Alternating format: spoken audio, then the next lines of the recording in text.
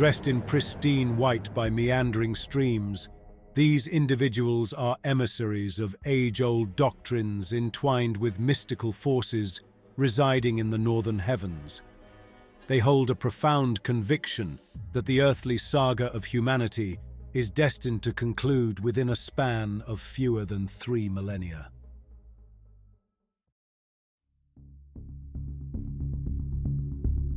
If you've been tuning in for our recent video adventures, you're already on the pulse of our quest.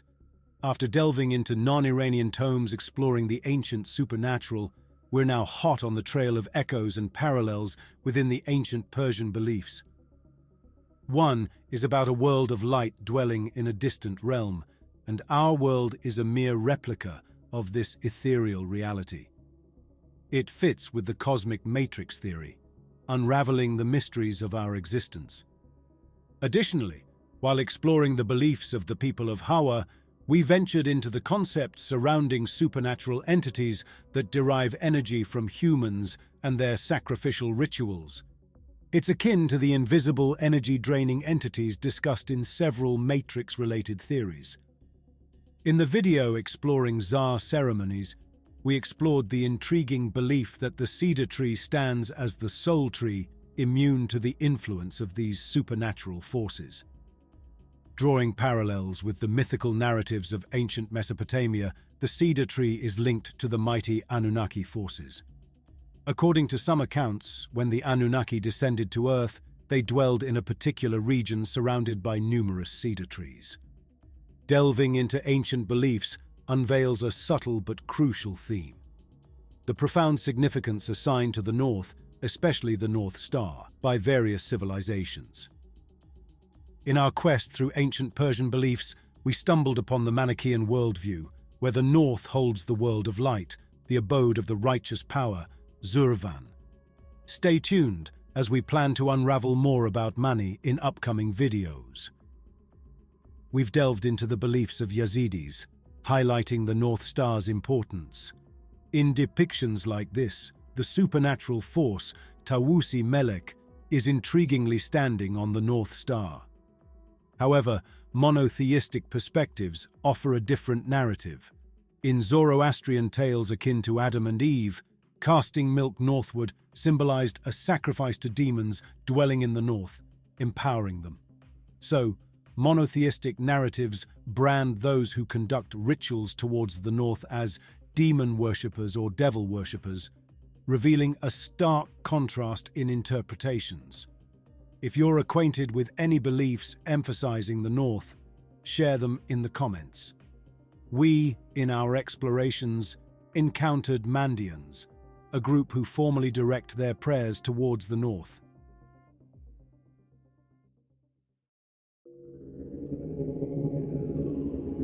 For centuries, nestled along the riverbanks and flowing waters of southern Iraq and Iran, the Mandaeans have thrived. These peace-loving people, speaking a language akin to Aramaic, boast distinctive religious, ritualistic, and belief systems. In religious texts, they are also referred to as Sabians, derived from the word sobi, pointing to their most important ritual, baptism and immersion in water. However, the origin of their name, Mandaeans, has been a subject of discussion.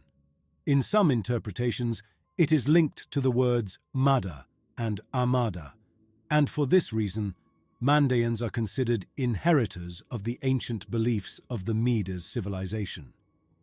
But the actual meaning of the word Manda in Aramaic is knowledge and wisdom, and Mandaeans are known as people possessing hidden knowledge and wisdom. This interpretation bears a striking resemblance to Gnostics. In some interpretations, Mandaeans are presented as a specific group of Gnostics who have managed to preserve their beliefs until today. This is their symbol, a unique cross-like emblem. And because they believe in John the Baptist, some misinterpret them as a Christian offshoot, a notion that doesn't hold true. The Mandaeans cherish their distinct religion and beliefs, predating many modern monotheistic faiths. In this book, A dedicated exploration of Mandaean beliefs and rituals, they are depicted as Egyptians who, in parallel with the Israelites' exodus from Egypt, journeyed to Canaan. Yet, the details remain unclear. Did they migrate alongside the Jews, or did they independently and synchronously choose to venture from Egypt towards Canaan? According to Mandaean religious narratives, almost 2,000 years ago, a fierce conflict unfolded between the Mandaeans and the Israelites in Jerusalem. The intense confrontation left the Mandaeans weakened, leading God to dispatch a prophet named Yahya Yuhanna, or John the Baptist, for their salvation. In the narrative of the birth of John the Baptist, a supernatural phenomenon unfolds. Eleazar, the Jewish high priest, experiences a dream that transcends both the realms of dreams and wakefulness. He witnesses a brilliant star moving towards Zechariah's wife, accompanied by radiant light beaming towards Zechariah during prayer. Following this, 3 luminous rays illuminate Jerusalem at night, as if it were day. The earth shakes, and the same star descends once more towards Jerusalem. Subsequently, he observes the sun rising at night and the moon becoming visible during the day. Eleazar's dream is interpreted as follows. Despite being 88 years old and barren, Zechariah's wife miraculously becomes pregnant and gives birth to a child predestined to be a prophet and messenger of God in Jerusalem. The supernatural events surrounding John's birth extend further.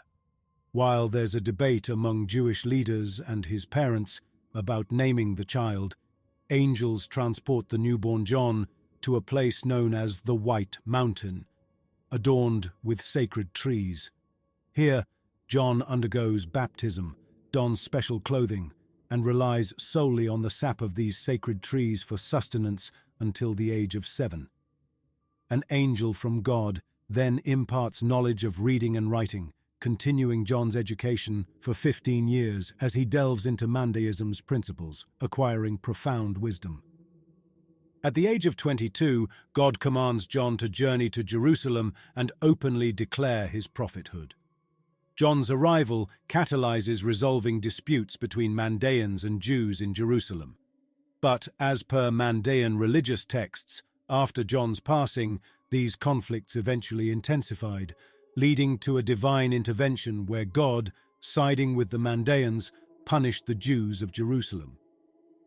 Ultimately, Mandaeans migrated from Jerusalem to northern Syria and eventually established their settlement in Haran, located in present-day Iraq, a region that was once part of the Median ruling territory.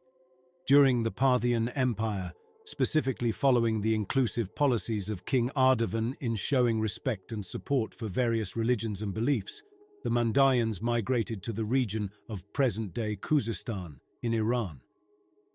In our forthcoming exploration of Mandaean beliefs, you may encounter traces of ancient Iranian beliefs, suggesting a potential influence from their long-standing proximity to the indigenous people of Iran. Alternatively, it's possible that both groups shared common beliefs, and after a period of separation, they found themselves close once again.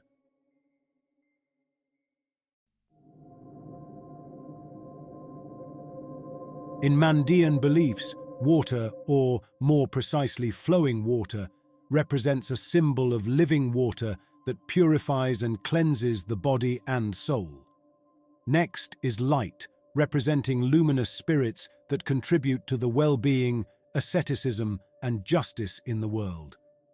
According to their narrative of human creation, the soul or spirit, referred to as Neshemte, is a separate entity from the body.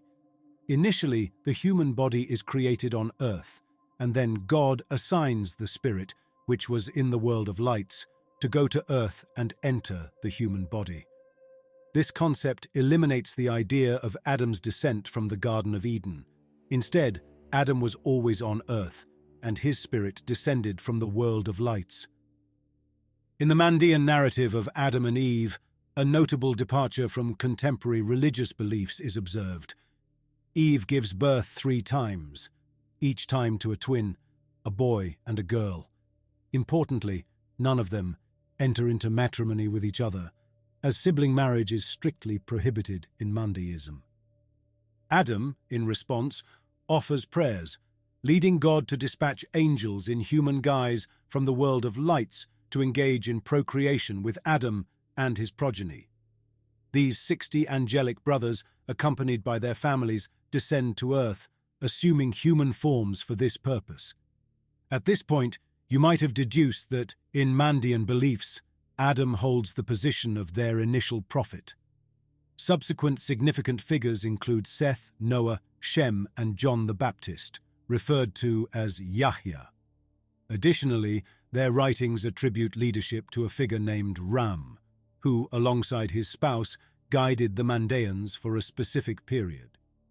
A distinctive facet of Mandean beliefs revolves around the anticipated human lifespan, projected to span 448,000 years.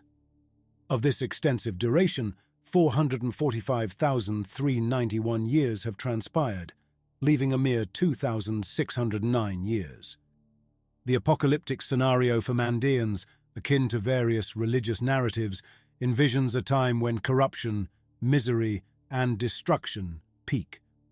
Widespread and relentless warfare consumes humanity, with only a scant number of faithful individuals persevering. In this tumultuous era, under the leadership of Seth, the son of Adam expected to re-emerge, the Mandaean community will endeavor to reconstruct human society.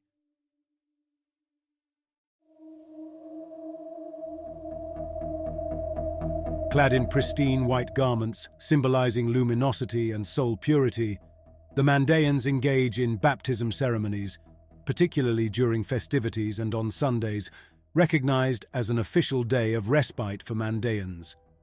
Following any activities that might incur impurity, according to Mandaean regulations, these baptismal rituals become indispensable. Mandaean priests adhere to a prohibition on cutting their hair, akin to certain religious traditions that share a similar prohibition on haircutting. The significance behind this practice warrants deeper investigation, and if you are familiar with any other beliefs that impose restrictions on haircutting among their followers, feel free to share your insights in the comments. Mandaeans, in alignment with ancient Persian traditions, follow a 12-month, 30-day calendar and observe unique ceremonies during the final 5 days of the year. This period marks the celebration of Eid Panja, a festival where they believe the gates of heaven open, enabling departed souls to reunite with their earthly kin. To welcome these spirits, Mandaeans ready their homes and extend charitable meals in honor of the departed during this special occasion. The Mandaean religious practices, encompassing baptisms, daily prayers, and burial rites, are consistently directed northward. This devotion is rooted in the conviction that the divine throne resides in the north, an otherworldly realm where human souls find repose after departing from the earthly domain.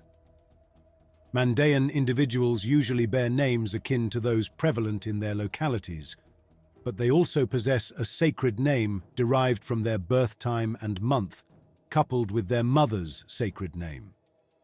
This distinctive secondary name is employed exclusively in designated religious rituals and prayers.